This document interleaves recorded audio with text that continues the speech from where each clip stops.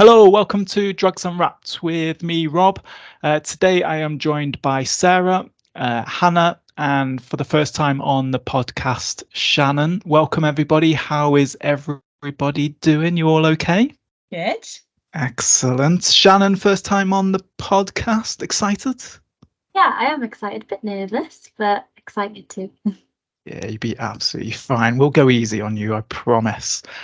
With it. So solvents. So that's what we're all here to talk about today. And obviously it may be a little bit kind of timely, obviously, with the amount of links Africa kind of kits people may have got during their Christmas, kind of as one of their Christmas presents from their auntie or their uncle, for example. But in terms of solvents, obviously it's always been, from my perspective anyway, kind of an issue in the background. So when we're talking about solvents, we're talking about a variety of different, I guess, substances and products. So anywhere from the likes of glues back in the day. Not entirely sure whether glues are still kind of used that much anymore. Even the likes of certain gases, so likes of deodorants, for example, as well. So aerosols, poppers. I remember going to Creamfields years ago. Now that is nearly 20 years ago when I went to Creamfields, and poppers was there everywhere, you know, that you could smell them everywhere. And also nitrous oxide kind of comes under that kind of category of solvents, or volatile substances as well, which is the term that's used now and again from there. So I think in terms of, obviously, with yourself, Sarah, Hannah, and Shannon, obviously you're all kind of young person focused. So Shannon, obviously I didn't introduce in terms of, obviously you're a young person's worker in Choices West, so West Wales service. Hannah, if we do come to you first, in terms of, from a service perspective, what you see in the Cwm Taf area, so like Merthyr and RCT on the Cwm Taf, what are you kind of seeing in terms of with young people? And I know you've kind of worked in the transitional service there, so people over 18. What have you kind of seen or come up against in relation to solvent use? So in terms of when I was transitional worker, I did have one individual who I worked with, early 20s, and his main substance was butane gas. And you know, he was using 12 to 24 canisters a day. When the referral came through, they were black bags filled with butane gas canisters in his room. He ended up with damage to his left lung, I think it was, that actually stopped him from achieving his goal of like entering the military and things like that. And it was really quite harmful for him. But you know, with all of my service users, he was the only individual I came across with any history with solvent use. But then as I've come over to young people, I've had, I think, 2 referrals now that are just under 18, and both of them it's primarily solvents. Straight off the bat, I think one's 12 and one is 14. And I think what's really quite obvious with them is that they don't understand that they are dangerous. We've spoken about like comparing different substances and which ones they view as more harmful, less harmful, and solvents are very much, they're fine, they're not harmful, you know, they're below cannabis, they're below cocaine, they're below alcohol.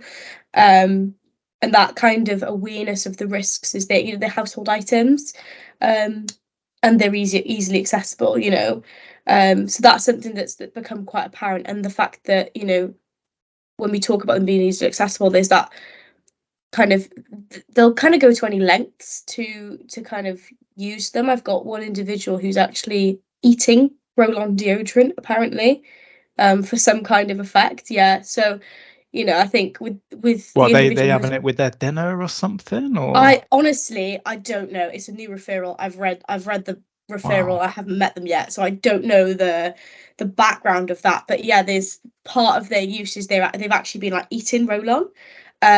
So yeah, I mean, it's mental. I think people who are above 18, you know, my individual who I was working with, he knew the risks, and you know, for him it was more kind of a mental health thing. It was to help him sleep, whereas like the under 18s, it's to have a bit of fun, it's with their mates, it's just like, oh, you know, this will last 30 seconds.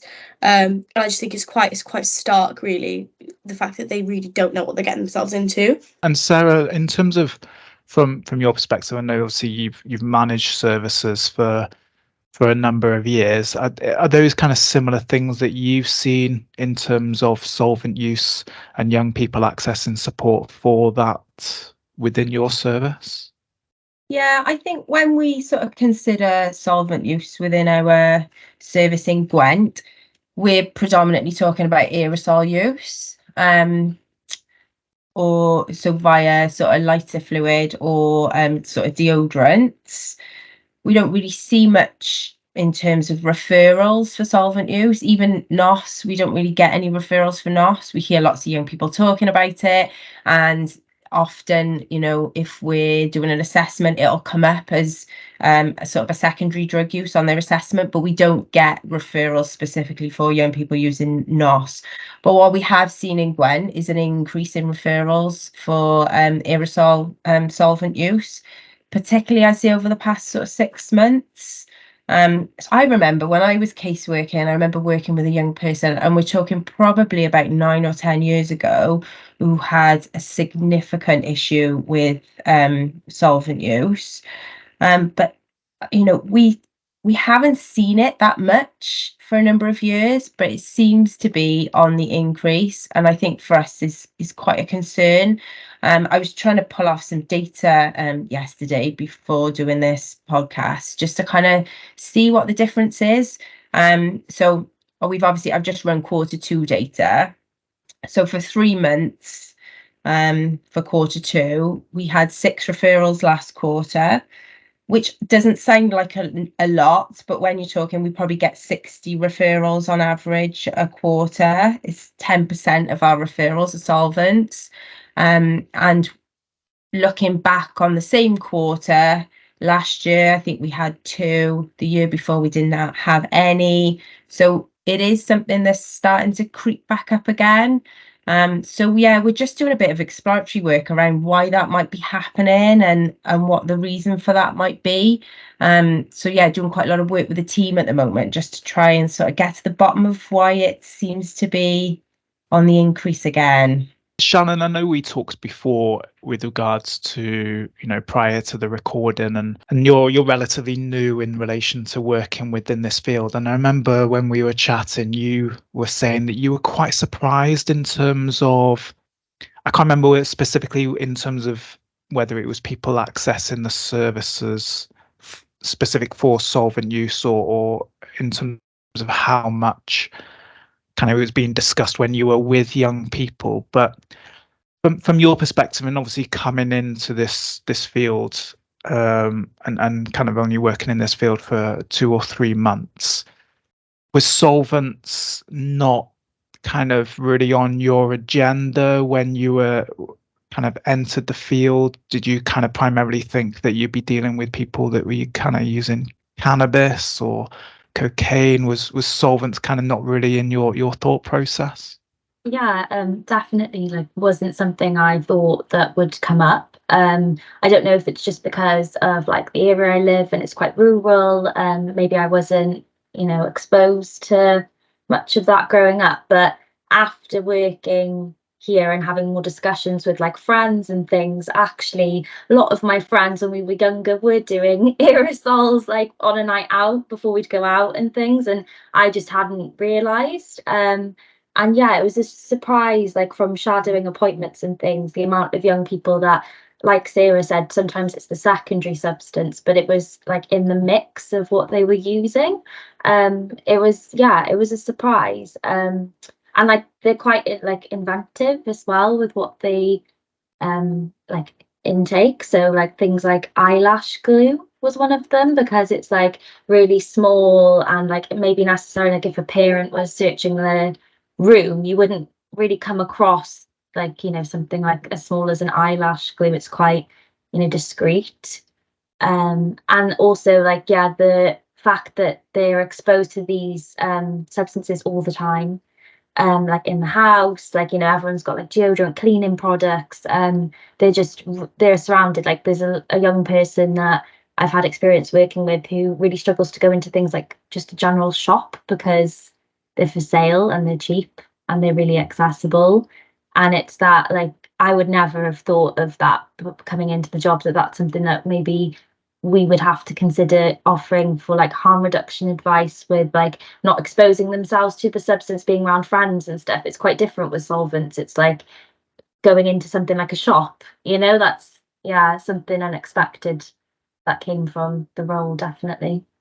Sounds a little bit like if someone's like had issues with alcohol before, going into like a pub or supermarket and seeing, especially this time of year, you know, as soon as you walk into a supermarket, it's just like crates of beer and like special offers for like spirits and stuff like that. Never really thought in terms of, you know, potentially the same with somebody who, yeah, has had issues with solvents and maybe have the similar kind of triggers with that. To go back, what is eyelash glue? Because I can't say I've particularly used it recently. So when you buy the fake strips of eyelashes, like the adhesive stuff, it comes with like this tiny little pipette almost of like glue. It's really small, like smaller than a pen size, and you put it onto the back of the eyelash to stick them on. Yeah, that's the eyelash glue. oh, that's how you attach like fake eyelashes and stuff, is it? Yes. Ah, there we go. Every day's a school day. Absolutely. So, suppose you get Shannon, the same with like nail glue as well, wouldn't you? Like it's so small, so it is so easy, like you said, to hide it. And you know, even if your parent is aware that you're maybe using something, like for example, what I'm working with, her mum has like cleared everything out of her room, but she wears false eyelashes and she wears false nails, so she's obviously got that glue in her room somewhere, you know. And that, if you're creative enough, like you said, if you're inventive enough and you think about it, you know, what have you got to lose? You'll do it. I guess in terms of what's already kind of been discussed, really, is just like the ease of these products. And like, you know, I think most people have said, you know, a lot of them are kind of just like household products, aren't they, in terms of that. So Sarah, kind of go back in terms of like you mentioned, you know, obviously you kind of had like 6 referrals for Q2. So that was, when was that? July to October? Yeah, have I got my maths right there, my dates right there? July to September. July to September. There we are. So yeah, what do you see as like the reason behind the increase then? Yeah, so that's what we're trying to really get to the bottom of, I guess. I think and when we're looking at those referrals and other referrals that we've received, as with all substances, really, there's kind of a mix of reasons why people are using. So there's no one particular reason why solvents have been chosen. There's no one particular reason why a substance has been chosen. It's very individual and specific for each young person that we work with. So, you know, for some it's sort of peer influence. For others, it's the fact that they're so easily accessible. For others, they're saying that they quite like the fact that it's quite quick. So you get a buzz quite quickly, but the effects wear off quite quickly. For others, it's a lot more kind of deep rooted and is linked to kind of poor mental health. It's an opportunity for escapism. So it really is kind of a mix in terms of what we're seeing. So it's really hard then to ascertain what the actual reason is for solvents being on the increase again. But there is some talk of more exposure through things like social media. So there's quite a lot of content on TikTok around aerosol use, and that does come up when we're asking young people. Yeah, and I think it is just accessibility, and we're interested to see whether the new legislation around NOS will have an impact as well. Obviously, NOS, as I said earlier, we don't really get many referrals for NOS. Well, we don't really get any referrals in terms of it being problematic use to the extent where a referral into our service is necessary. It's more just kind of discussed and talked about with young people we're already working with on other substances, or it comes up quite a lot in kind of workshops and drop-ins, and other professionals talk a lot about it. There's been a lot of coverage in the media around kind of large groups of young people using NOS. But what we are interested in is whether the new legislation will impact young people not using NOS anymore, but actually making that switch over to using aerosols, because obviously there are that similarities in terms of effects that you get, but obviously with aerosol use, the risk is much more significant than it would be with using NOS. So yeah, that's something we really want to keep an eye on, because obviously that new legislation only came into effect in November, so it's a bit early to tell, really. Yeah, it's been really, it's not been in place long, has it? No. In terms of, nitrous oxide going on to the Misuse of Drugs Act as a Class C drug. Now, do you know when you talk about TikTok, then is it a case of like people are on TikTok consuming them? Is it? Yeah. Oh wow.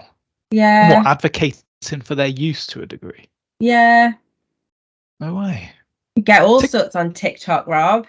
TikTok's mad. I mad. have to do TikTok for obviously work, but like it blows my mind, to be honest with you. And there's just such random stuff on there as well. Yeah. Yeah, it is really random. And I think that's also sometimes the difficulty with kind of when you start to see an increase in a substance being used, you want to make people aware of the risks, and you want to make sure that people are really equipped with all the information. However, you also don't want to draw attention to it, especially for a substance like solvents and aerosols, because they are so easily accessible. So if you've got a young person it's never even entered their head that it's an option, and then we're running like a really huge campaign about the use of this substance, you don't want to draw people's attention to it, but then you still need to get a message out about the harms. And I think that's where some of our challenges lie in terms of how to educate people. Yeah, I think that's always the risk, isn't it, with drugs? If you, especially with young people, if they're not necessarily too aware of a certain substance, and then you kind of go in, whether it's to schools or you're just chatting to them and talking about substances that they've never really heard of or thought about, and then potentially kind of making them more aware. I remember in terms of when the whole like new psychoactive substances, legal highs came on the market, and you were talking about drugs that were obviously really new from a recreational drug perspective. So you were potentially inadvertently making people aware of drugs that they may never necessarily kind of come across on. And obviously, it's getting that fine balance, really, isn't it? With it. Yeah, one thing I'm really interested in, obviously, Hannah and Shannon, obviously you go into schools and stuff like that.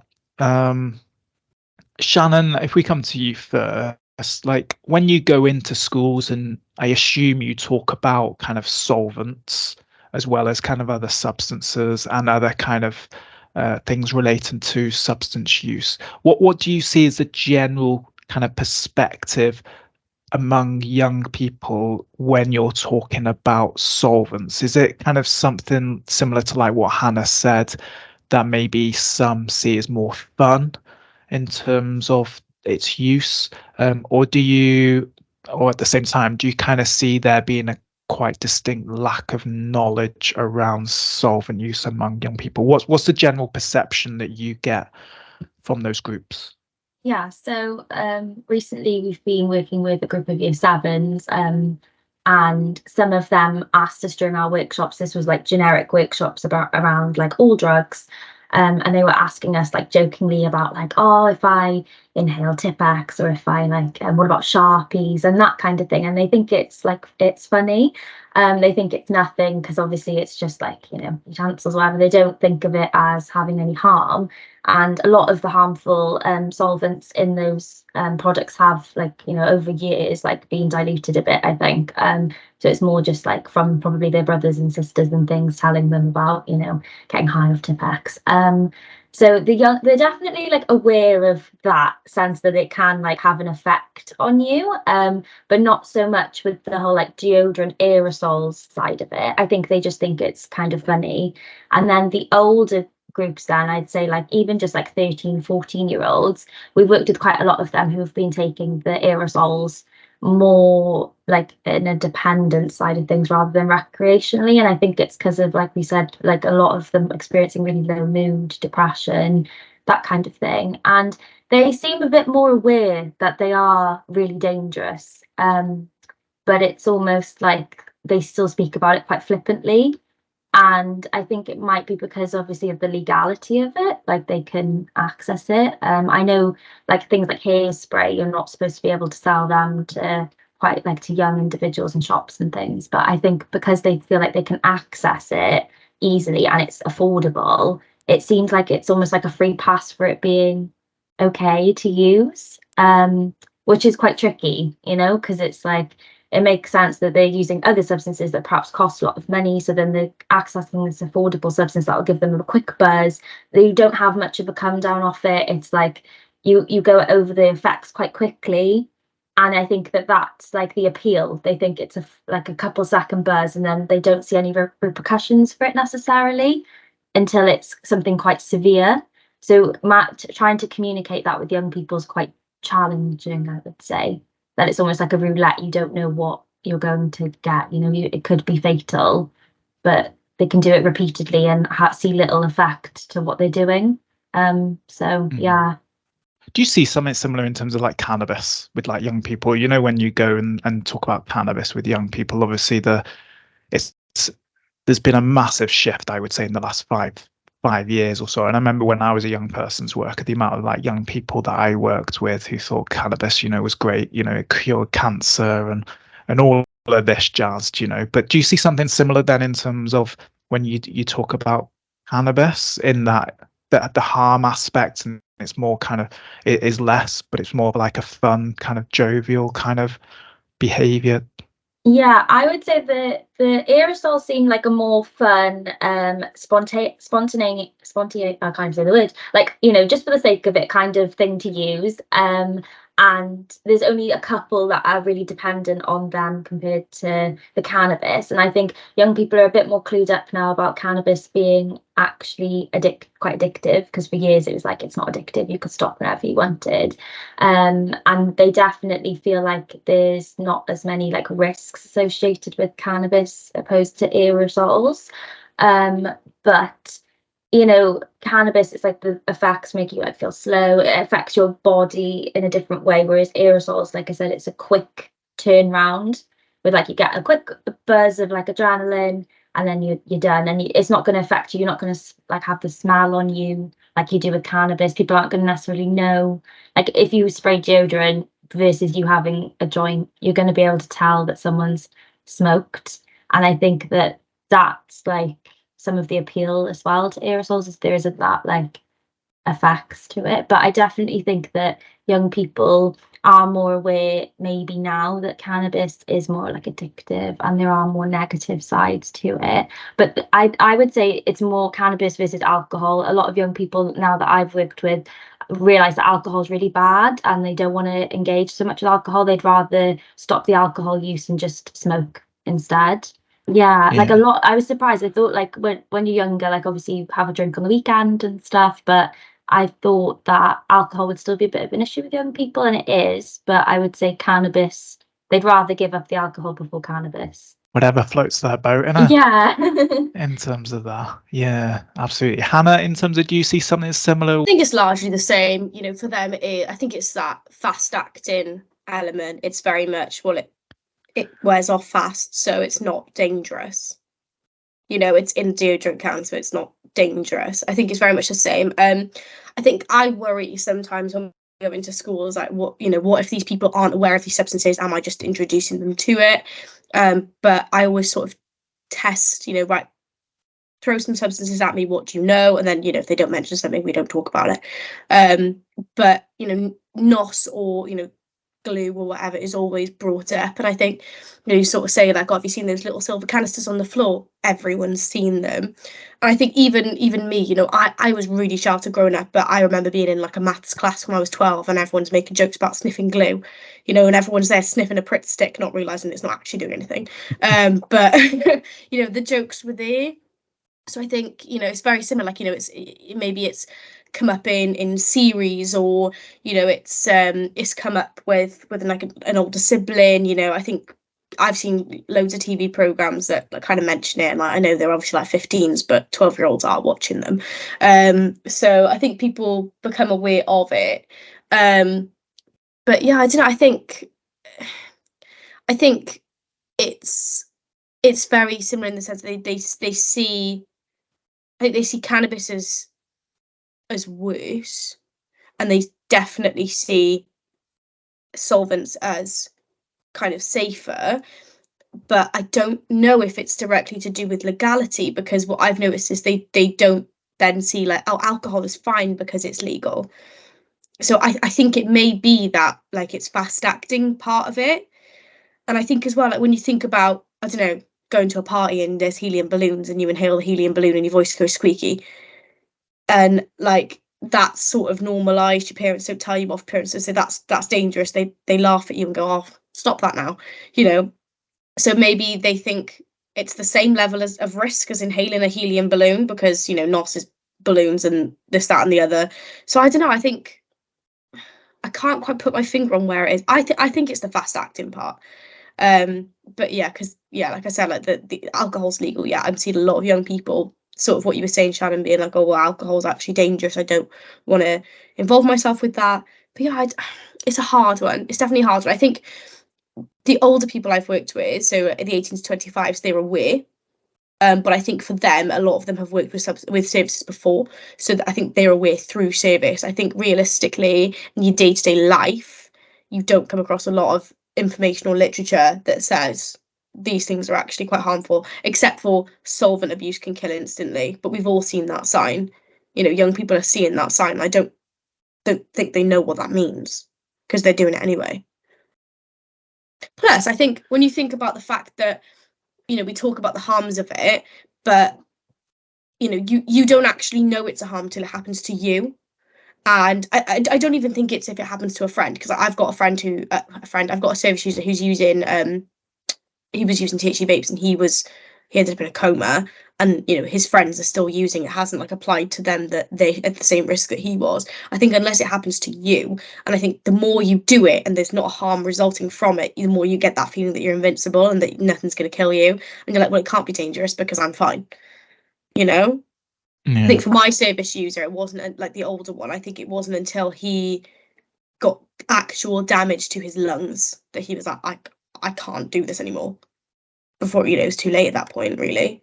So it sounds like, in terms of Hannah, like what you were saying, and I think Shannon and Sarah have also alluded to it, the quick acting nature of solvents is being one of the potential appeals, because like what you said, Shannon, earlier was quite interesting, that if somebody's smoking cannabis, you kind of know that they've been smoking cannabis because there's just a smell attached to them. Whereas if you got somebody who's using deodorants, you probably just think that they wanted to freshen up a little bit, or and especially in terms of like with young people, I remember when I was like 13, 14, literally after each kind of like sports game or PE lesson, you literally spray a whole can of like Lynx. You don't have any kind of like control really in terms of or self-control in terms of actually how much Lynx you spray on yourself, because you think you're smelling really nice. But yeah, the thing, Rob, as well is, so obviously like cannabis is really accessible, it's not that difficult to access cannabis. However, you do still need to go through a process to get hold of cannabis. You need to have somebody to get that from, or you need to, have a contact to get that from. So it's more of you have to make that choice. You want to use cannabis, you need to access it before you can use it. Whereas you can act on a really split decision to use aerosols within seconds, because you probably just need to walk into your bathroom. So if you've got like a group of friends that are around and it comes up as an option, you don't then need to ring a dealer to go and pick up some cannabis. You need to just pop next door. So I think that you can't discount the fact that it is so widely accessible. I think that probably plays a bit of a part as well. So the whole process is just a lot more instantaneous. Yeah, absolutely. Yeah. I agree with that, because it's like, you know, you wouldn't probably go out and buy your 12-year-old, like, I don't know, a bottle of wine. But if they said to you, oh, I've run out of hairspray, can you get me some more? You wouldn't bat an eyelid, you know? Yeah. It's like your parents have bought it for you. You know, it's there. Do you know, Hannah, you were mentioning in terms of like at the top of the show then, with regards to, you had that individual who was like using up to like 24 canisters of butane gas, and obviously we talked about people potentially using, you know, like said, deodorants. How do people use it? Like how do they consume the substance? So if you take your individual then, like how are they consuming their butane gas? Not to promote obviously and kind of like the issue that we talked about, to advertise how to actually use the substance, but with that individual, like what were they saying in terms of how they actually administer the substance to get the effects that they want? So he used it in probably one of the most harmful ways that you can. So obviously coming back to what we said about before we started recording about there's no harm reduction. Obviously there is kind of harm reduction. So he was actually inhaling straight from the canister, which we know is one of the most dangerous ways that you can use a solvent. And so I think that's, you know, potentially some of the reasons why he had such damage from it as well.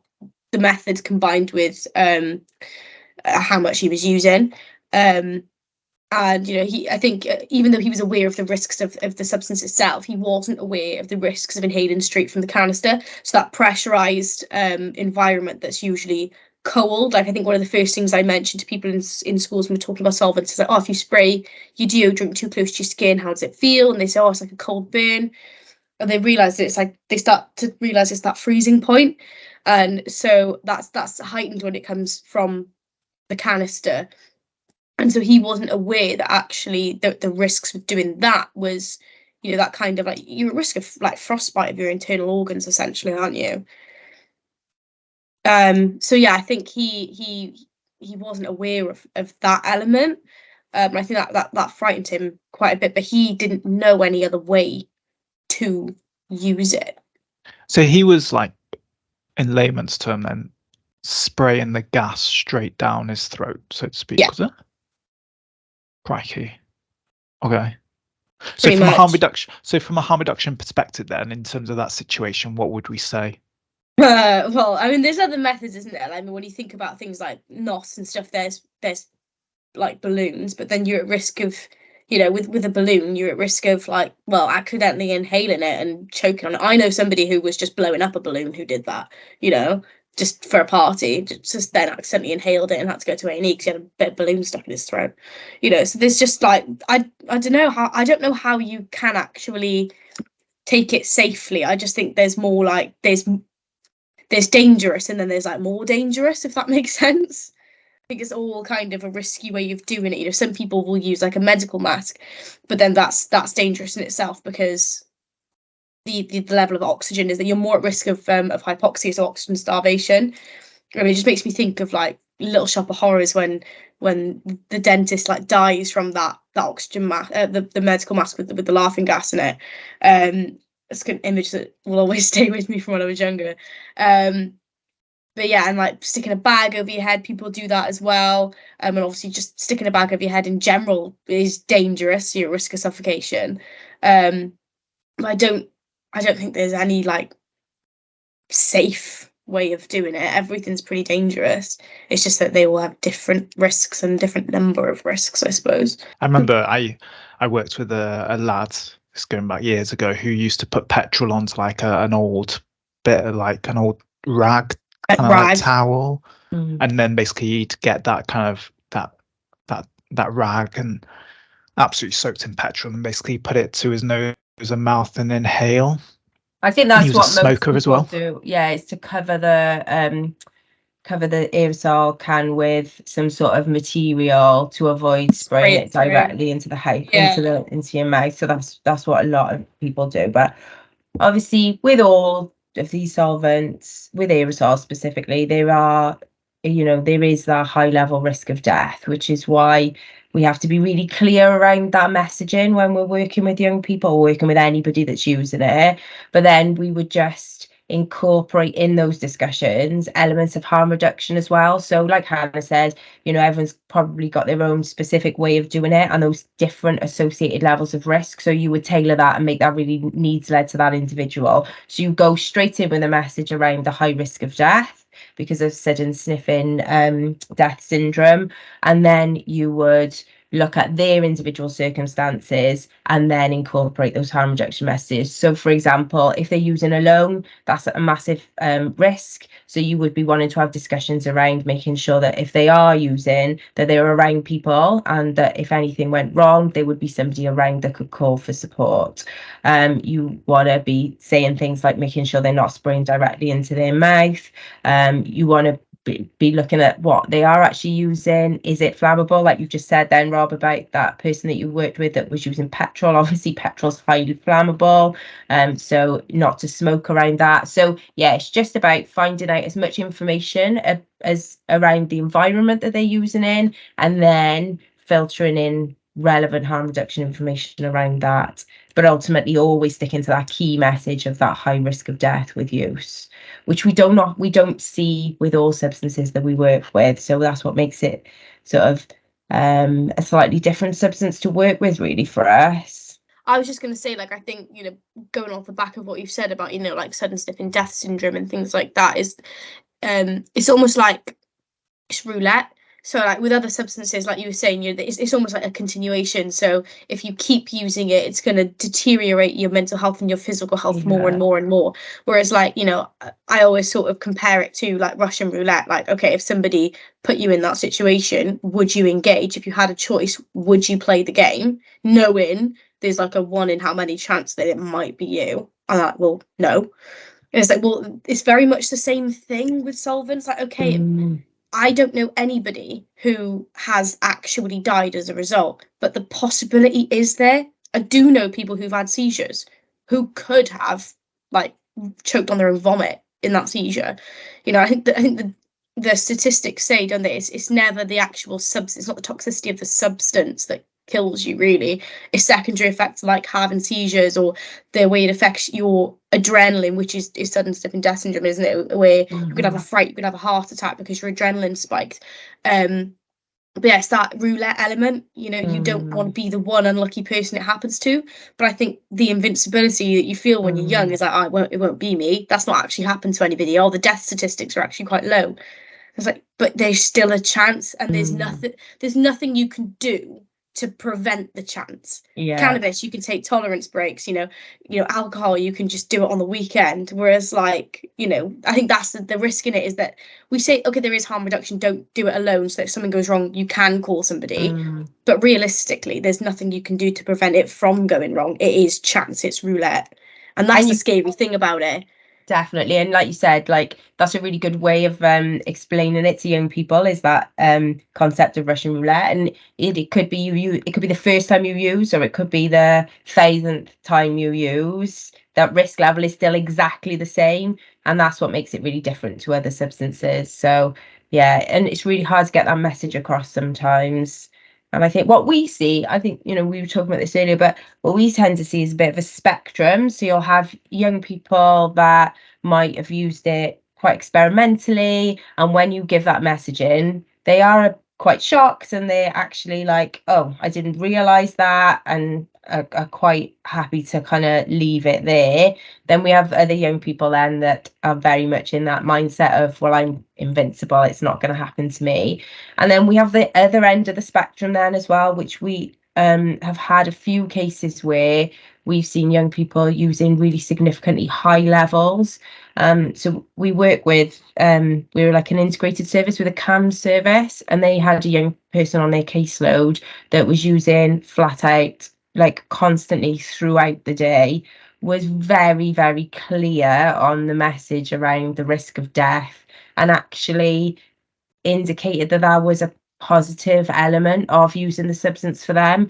So for us then, that's teetering over into actually that's active, like, suicidal behavior to continually be using that much with that information, knowing that there's a high level risk of death, and that's an appeal to them. So yeah, I think you sort of see that spectrum really, and we have to try and adjust how we work with that depending on where that young person is on that spectrum. Yeah, whether it's recreational or it is like to do with their Yeah. mental health, you know, or to do, I think sleep. So like my older person who was using it, he was it was sleep. He found that it really helped get to sleep, Really? you know, and yeah, it's like you said, it depends. Like, we can go in with the messages quite clearly when it's recreational, but if somebody's actively, you know, self-harming or suicidal, it's a case of, well, actually you're risk advertising to them, you're giving them a method, you know, and they're happy to engage in that roulette because they don't really, you know, they're in that place where they don't care what the consequence is. You know, it's really sad. Said, you know, from like a manager perspective then, and you kind of mentioned in terms of actually how solvents kind of pose a different challenge really. Do you see it in terms of from a staffing perspective that it does challenge staff when it kind of comes to supporting people? Because I think most people kind of know in terms of, we mentioned cannabis, we know in terms of like the interventions, and we know the kind of the potential harms that cannabis can cause, and the same then goes for the majority of other drugs, with that element of kind of there being quite a significantly less amount of harm reduction information and advice we can give. Do you see solvents from a staffing perspective being a challenge in itself? I think it's just about the team adjusting their way of communicating the messaging around it. And I think, you know, they're very open with anyone that they work with and explaining that, obviously, you know, yes, we're a harm reduction organisation. We'll always work with you on harm reduction. However, this is a scenario where I need to be really clear about and make sure that you're aware of the high level of risk. And, you know, risk management's a big part of the work that we all do, you know, risk assessments, risk management plans. And I think the team are just really good at ensuring that they put as much in place to increase levels of safety for young people. And then I think also from like a service perspective, we've seen these numbers gradually increasing over time. You know, obviously we report on that to our commissioners, and they want to know what we're doing to kind of respond to that. So we are regularly discussing it in our team meetings and discussing things that we can do to try and put like a really robust like response in place. And some of that is kind of your direct hands-on, like one-to-one work that we're doing with young people, but it's also about, okay, so if there is an increase happening, how are we making sure we're getting the message across to wider groups of young people? So we've put some information on our social media pages, but again, being really cautious as to how we do that, not to draw too much attention to it, but also, like Hannah was saying, like when you go into schools and you're doing like workshops and drop-ins, it's listening out for conversations, finding an in to have those discussions, you know, asking the right questions to find out actually, is it appropriate to raise this with this group of young people, and offering loads of training to professionals as well, because that's a really good way of kind of ensuring you can get messages across. So we deliver professionals training across Gwent, so we've asked the training team to be incorporating discussions around this increase that we're seeing into their training packages as well. So it's just about trying to get the message across as much as possible, and also asking the team to be aware that when they're assessing a young person, even though we might not mention on the referral that there's solvent use, to be asking those questions in their assessment as well, because actually sometimes they don't identify it as being an issue or anything to be concerned about. So they're then able to give that message. You know, they might be coming in for a primary cannabis referral, but actually find out then from those discussions they're actually using solvents as well on a regular basis. So it's picking up on those cues. It's knowing to be much more aware. I don't know if I answered your question. I think it just went off on a complete tangent then, didn't it? I don't know. I'm just talking. I don't know. I wasn't listening. Yeah, I don't blame you. Yeah. not too sure. No, you did absolutely. One thing I was going to ask, like, in terms, obviously we've talked about, and this is open to anybody really, about the accessibility and obviously there a lot of them being just household products. Are solvents the first drugs that you see young people using?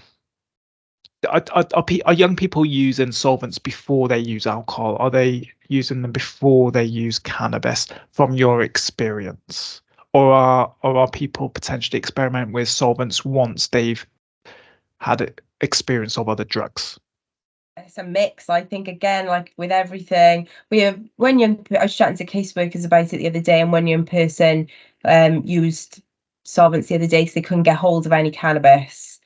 So it was like a second choice. Did they use solvents before, or no? So they couldn't get all the cannabis, so they decided to use solvents. Yeah. Wow. Yeah, and then we've had others that it's first substance that they've used, and then we've had others that it's just an add-on to a range of substances they're already using. So what we are seeing across young person services in Gwent and adult services and transitions and family as well is that the variety of substances is definitely getting more broad. So last quarter, I think pretty much every substance came up for all of those services across Gwent. Whereas before you'd have kind of really high numbers for just a few substances, and then every quarter you might get different pockets of substances coming up. There seems to be a really wide spectrum. I feel like people are branching out a lot more than they were before. I don't know if that's something you see in the other areas. Definitely more like polydrug use. Yeah. Like I don't ever get referrals through for just one substance. But if I do, it becomes apparent very quickly that there are two substances or more. Yeah. And sometimes it's because, they don't think to mention alcohol or they don't think to mention solvents. But I'd say the same, like, there's a lot more going on. And I was actually having a conversation with somebody in the adults team the other day where, they said, we just tend to see alcohol at the moment, crack and benzos. Whereas they said, like, it's really interesting that actually it's the young person's team that tend to be seeing the massive spectrum of drugs. Mm-hmm. I've got one that's just come in, he's 17, and he's like using everything as a one-off. He's just very experimental, and you've got like benzos, alcohol, cocaine, MDMA, mushrooms, LSD, just stuff he's never tried before. I'm going, oh yeah, okay, I'll try that, just out of curiosity. Like a junior psychonaut. Yeah, genuinely, like a psychonaut. I've got another one that's quite similar. That's always online. He's looking online for stuff, and he's like, oh, that looks cool, I'll buy that. And he's just got something come in, like Hawaiian baby woodrow seeds he had once. There's some really obscure psychedelic substance in them, and he's just like, that looks cool, I'll do that. And it's that curiosity maybe that you still have at a young age, rather than having a need for something to cope with. Like, I think that's one of the big changes I've seen between transitional and the under 18s is that before, when I was working with transition, it's primarily in order to cope and that kind of seeking oblivion and sometimes dependence. And then with the young people, it's my friends are doing it, it's fun. I wonder if it's like a bit of a knock-on effect from COVID, just being like so restricted, bored, couldn't get access to much. So if they were using it, tended to be just kind of keeping things quite simple during that time, just using what they, one or two substances, to now like, world's my oyster, I can have it all. Just being a bit more gung-ho about things. Yeah. Maybe.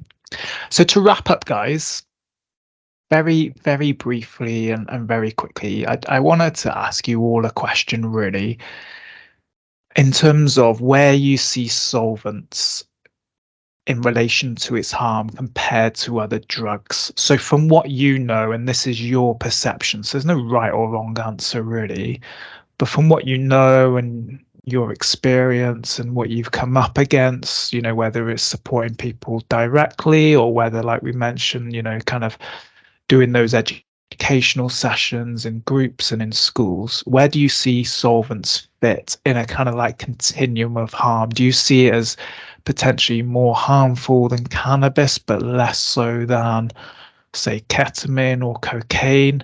How far up the list or down the list compared to other drugs do you see solvents in relation to harm? Sarah, if we come to you, and then Shannon, and then Hannah, if that's okay. So Sarah, for you. I think all substances have got different risks depending on how they're being used, the reason, who's using them. It's just really hard to order them in sort of a really kind of Get off the categorical fence, way. Sarah. Get off the fence. I'm going to stay on the fence, Rob. I like being on the fence. It makes me comfortable. No, but what I would say is I think with solvents, it's a substance that makes me really nervous because of that Russian roulette element of it. So whenever I see referrals starting to come in, it makes me uneasy, more uneasy, I would say, than any other substances, just because of that high level risk of death that, whilst touch wood, we've been really lucky to not see in Gwent, I'm fearful that it could happen. So I think for that reason, I put it quite high as a concern for me, definitely.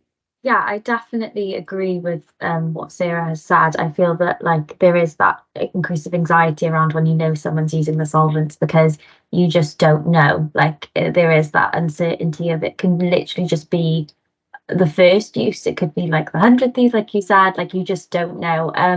I would say like with the other substances, there's some more of like a quantifiable progress as well, with like the amount they take, reducing that, and you can like monitor that a bit more. And whereas with the solvents, it's literally a one thing, and that could be it. So it is quite high if I was to rate them on my list, just for that uncertainty of the use. Basically, you just don't know. I think, when we talk about a continuum of harm, it's difficult because when you got like substances like cannabis, where physical harms are relatively low, but harms to your, like your daily life, your routine, your mental health quite high. And then you get substances like, alcohol, which, can be really physically harmful. I think with solvents, it's the potential, and I think it's like the difference between the understanding of your risk versus the reality of the risk. And I think the risk comes with people not being aware and doing something that they think is safe. So you're not taking any precautions, whereas you're a bit like tentative when you maybe use something that is like a drug, whereas solvents aren't like considered like a drug to young people or to lots of people. So I think it's the Russian roulette element, the fact that you cannot do anything to reduce your risk of harm. And I think when you have something that you take away like your autonomy, whereas like if you use cannabis, if you use heroin, there are things you can do to reduce the risk of harm of that substance. You don't have that with NOS and other solvents. So I think that when I wouldn't even want to try and take a stab at the probability of somebody getting hurt from it, and I think that is what's harmful about it and gives me a lot of anxiety, like Sarah and Shannon said. So I think for me it's very high up, and I think it's difficult to express that to people when they actually don't see harm coming from it, because it hasn't happened to them, it hasn't happened to their friends. But yeah, very, very high up, I think, in my kind of list. There we are. Cool.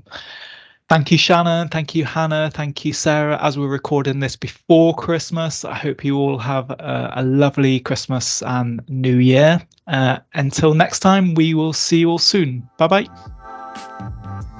If you have been affected by any of the issues discussed in today's podcast, please reach out. Barod have a free and confidential live web chat service that is available 7 days a week on our website at barod.cymru, where you can chat to a trained support worker. Alternatively, you can contact Wales's National Drug and Alcohol Helpline, Dan 24/7, either by calling 0808 808 2234 or text Dan to 81066.